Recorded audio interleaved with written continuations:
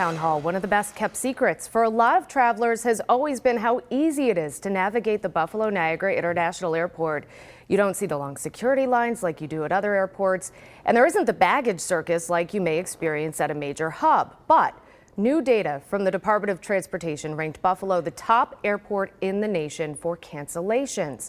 Buffalo Niagara International beat out LaGuardia and even Newark in terms of the percentage of flights canceled. That's according to an analysis of the data by the website Insure My Trip. So joining us now is 2 on your side's Nate Benson. Nate, you looked at the data. I can imagine the thing we were just talking about may have had something to do with this. Yeah, that's right, Kelly. Certainly not something you want to be number one for, but there is a little context you should know, and the weather did play a big factor in this data for 2022.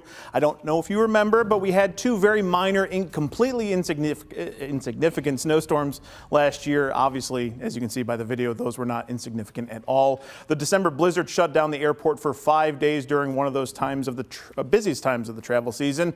And back in November, while it didn't shut down, there were a number of cancellations that contributed to that ranking. Buffalo is also a hub for destinations for a lot of other airports. According to the NFTA, if an airline has to cancel a flight, they would do that in a place like Buffalo, where they have more frequency, instead of someplace like Syracuse, where it would be much harder to reschedule that flight. The NFTA says that the data is what it is, but those looking to fly out of Buffalo shouldn't worry.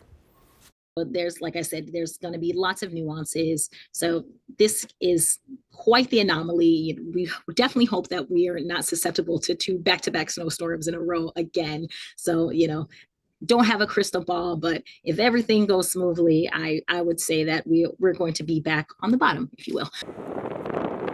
The other 4 airports that rounded out the top 5 were Southwest Florida International, LaGuardia, Newark Liberty, and Ronald Reagan National Airport, rather. So it was certainly surprising to see Buffalo at the top of the list, with those major airports having a lot more volume of flights on a daily basis. Kelly? Where did we rank before? Because as Kelly said, this is something you want to be at the bottom of the list. So yeah. Where were we in previous years? So in 2021, Buffalo ranked 37th for cancellations overall, with only 1.6 of flights being canceled compared to 5.5 in 2022. In 2020, however, the Buffalo airport ranked 7th with 14% of flights canceled. But remember, that was also the year the pandemic shut everything down. So the last pre-COVID data was from 2019, and Buffalo was ranked 5th. So Kelly, I'd have to go back to my diary and see if there was any weather-related incidents back in 2019. I don't remember it being that bad. So there's quite a bit of inconsistency with Buffalo, it seems, with cancellations. All right, Nate, thank you for breaking it all down for us.